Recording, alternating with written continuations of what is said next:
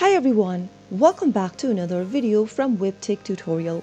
In today's episode, I will be guiding you through how to change your language on GoCardless account. If you're looking for a way to change your display language for GoCardless, then the process is quite easy, so stick around till the end of the video. First of all, launch open a web browser to get started. In the URL box, type in gocardless.com and search. From the official website for GoCardless, click on the login option at the top right and enter your credentials, correct, to sign into your account. Once signed in, click on the settings button at the top right corner and click on user settings option in the pop-up. From the user settings page, scroll down and click on the language drop-down.